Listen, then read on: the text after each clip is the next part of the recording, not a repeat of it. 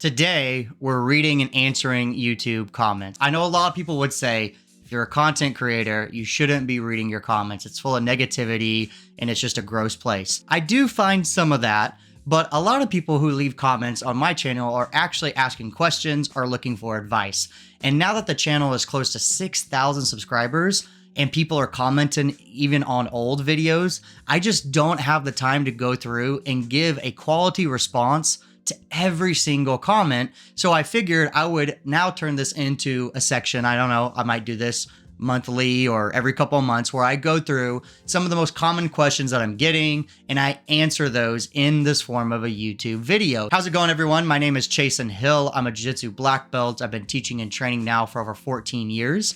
So if you guys like all things Jiu-Jitsu, make sure you hit that like and subscribe button down below. My big goal for 2024 with this channel is to grow it to over 10,000 subscribers. So if you guys could help me with that, I would be greatly appreciative. So let me explain a little bit how this is going to work. What I'm going to do is I'm going to slide in the person's question down below. I'm not going to read off the username because honestly, the username is a bunch of random letters and numbers that have probably been assigned to it. You will see their comment and then I will show you the video where they left that comment on. So that way, if that question kind of piqued your curiosity and you want to go check out maybe why they asked that question, you guys can go check out the video after. So I'll try to leave both as soon as I ask the question down here. Let's get into the first question. So the first question reads, is it necessary to compete in order to move up in my belt rank? And to be honest, it really depends. It depends on your school.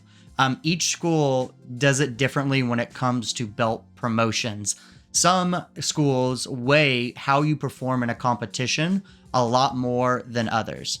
The only thing I can really speak on indefinitely is for my school where I teach and train out of, and hearing stories from students who have trained at other schools who now train with me. The way that we do it at our school is we don't really weigh a whole lot of competition because not everyone who is training is interested in being promoted down that process. Some people would say that the reason why they make people do competition is it makes them feel that stress, it makes them feel that adrenaline dump, and it makes them experience this tough endeavor that they would actually have to experience in a real life altercation, even if they aren't wanting to be a Jiu-Jitsu world champion or that's not their goal. The issue that I kind of have with that, or some of the pushback, is I guarantee you that if they are training on a regular basis and they are training with skilled individuals, they are experiencing that adrenaline dump and being pushed to their limits enough to be sufficient in a real life fight. There's a reason why Jiu-Jitsu is one of the most effective arts for self-defense, especially against an unskilled opponent. We're not trying to train necessarily MMA, or I'm trying to go get into a street fight necessarily against someone who is a really good Jiu-Jitsu person as well too. So usually understanding the fundamentals of Jiu-Jitsu is sufficient enough to be self-defense proficient. Some schools just will use that as a way to make sure, oh, if you're a blue belt or they're wanting to promote you to the next belt, it's a measurement that you're keeping up with everybody else. And I can 100% understand that logic and that reasoning. So I'm not going to argue that one is better than the other or it's bad that some schools do it. I do think a lot of times it prohibits maybe certain students from progressing. Maybe it's like a barrier. Maybe they're scared to compete. And so now that may cause them to not continue training because they don't want to do that. I know for a fact with students who have come from other schools that I have trained with, that's been an issue for them. And that's one reason why they decided to leave. To answer your question, is it really does depend. I would say that I've not run into too many schools where they're saying, hey, you're not going to get your blue belt unless you compete. I know there are some out there. I've just not found it to be the majority. All right, question number 2. It says, I love your videos. I'm a 46-year-old white belt and I've been training private lessons. What would you consider to be a good balance between private lessons and group lessons to be able to advance? This is a good question. It kind of, once again, it depends on what your goals are about progression and advancement and what that means to you. I've personally taught students who have been only private lessons because their schedules are so crazy. If you're a private lesson student only, the pros to that is that your instructor is probably crafting the curriculum or really what they're going to be teaching you tailored for you, which is amazing. That's a very big asset. And They're making sure every rep is done correctly because they're standing over you and they're really watching you and giving you that attention. Where the negative aspect is going to be is the sparring aspect potentially. What happens is that even if you're having a black belt or someone who is really knowledgeable teach you everything, the refinement part comes out of the resistance against other people. You could be rolling with a black belt even as a white belt when you're brand new.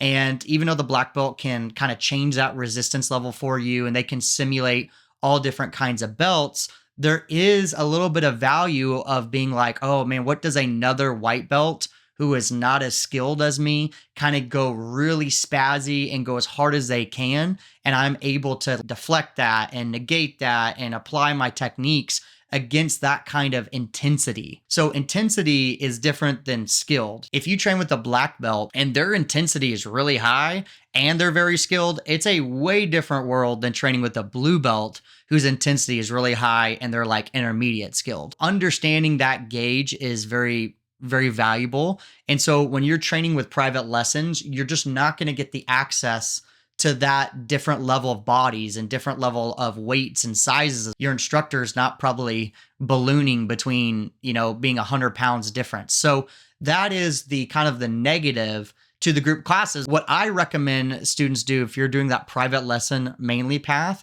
is that you attend group classes regularly. I wouldn't say that you would need to do it like multiple times a week, but you're making sure you're making that a priority, that you're doing at least a couple times a month, and you're even able to go to maybe some like open mats. The benefit to open mats is that you're able to spar a lot, right? So it's not necessarily the group class like you're missing and learning a technique because you're getting that in a private lesson or you're getting your questions answered.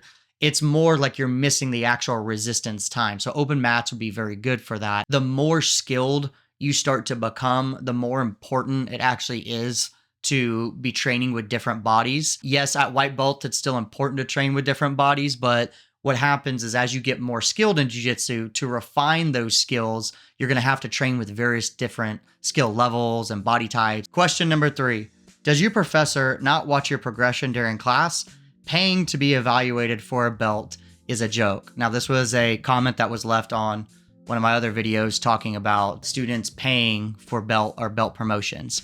And I don't know if sometimes people, when they leave comments, they ask questions, they like don't watch the video entirely. What I was saying in that video is that sometimes as your school grows and it gets a lot bigger, your professor cannot watch you 100% of the time. If you're training at a school of 75 different adults and everyone's at different ranks, for your instructor to like know everything about your jiu-jitsu game and ignore everybody else and pay attention to only to you, it would be weird. That's them neglecting everybody else. Eventually, if your school gets big enough and hopefully everything starts to grow in jiu-jitsu, and I hope every school gets big enough, a professor is not going to be able to watch you and dedicate all of their time to assessing your jiu-jitsu. So that's where having sometimes testing days or evaluation days or doing a private lesson, you're able to now get that one-on-one feedback, or they're able to carve out that time and chop the 75 or 100 people down to 15 or 10. And it's a lot easier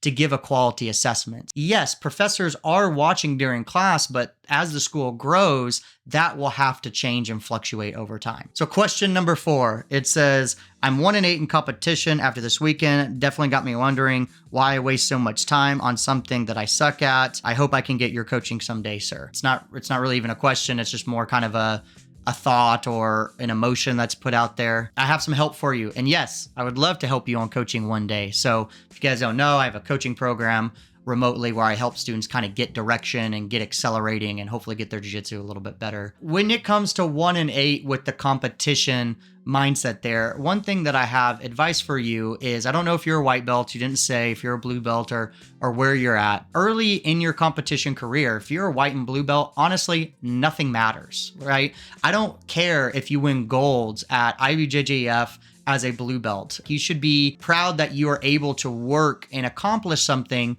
but really you're just the best blue belt. You're the best intermediate person. If your goal is really to get good at competition, you want to be the best black belt. You want to be the best expert out there, not just the best at being intermediate. I always tell students how you compete at white and blue belt means absolutely zero to the data or to the evidence of how you're going to be later on in your jiu-jitsu career. That's why I'm not as big of a fan of instructors making competition very prominent in people's game in the beginning, because it builds a lot of resentment toward potentially competing later on. In competition, when you're a white and blue belt, is solely about experience, and that is it. And honestly, even when you're a brown and black belt, it's all about experience, right? That's all it is. It doesn't really change a whole lot of people's lives if they win gold medal at this jiu-jitsu thing. You can still be an instructor. You can still give quality information.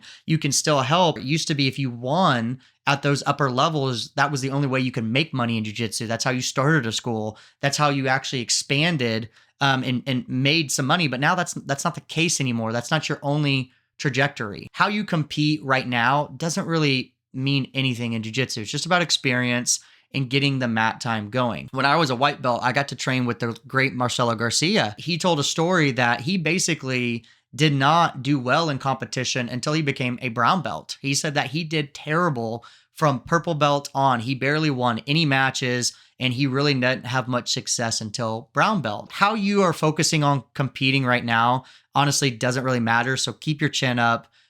Keep going out there. And usually the recipe for that is when you're feeling like that, take some time off of competition. You need to fall in love with jiu-jitsu again. You need to remember why you started training. Whenever you start having fun with jiu-jitsu again, that's when you should go back and build into a competition. So last question here, it says, coaches do not do what you say. They don't give you a roadmap. It sounds great and wonderful. From what I've seen, you get a generic, keep doing what you're doing stuff. And I always hated to hear that. And yeah, that's a very common thing that gets told to a lot of jiu-jitsu students. Keep on doing what you're doing. Don't worry about it. Just keep showing up. I understand where that mindset comes from a lot of times from a jiu-jitsu instructor. And the reason why they're telling you that is because they know that the process works because it's worked for them. They know that if you just keep putting in the hours of training and you keep showing up to class, eventually it will start to click. It's really intended to be a positive. The negative to giving that advice is it kind of feels like someone just pats you on your head and then sends you along the way. It's like they don't really care to kind of help you get there a little bit quicker or give you an idea to focus on. Yes, the process does work, but I think our job as jiu-jitsu instructors is how do we make that process easier? How do we make it more efficient? How do we make it more effective for students to get the process working sooner? Personally, the way that I think that is by giving students guidance and giving them direction and giving them things to work on that is very logical for them. And if you don't do that, then you're just kind of making them make all the decisions on their own, which I think that there is a time and place where students have to make majority of their decisions, but I just don't think it's in the beginning of their career. They don't know what they don't know. You can't expect them to be making the right decision and focusing on the right things when they don't even know what all the things there are to focus on. That's where I think we can do better as jiu-jitsu instructors and jiu-jitsu coaches. That is literally what my whole online program is designed to do, is to help students teach them actually how to develop that direction step by step going forward. So that's going to wrap it up for this video. If you guys like this kind of information, leave a comment or a question down below. Let me know what you guys thought about it. Let me know a question that you might have, and then one day you might be featured in one of these videos right here. Now I want you guys to check out one of these two videos that are going to pop up right here, and I will see you in the next one.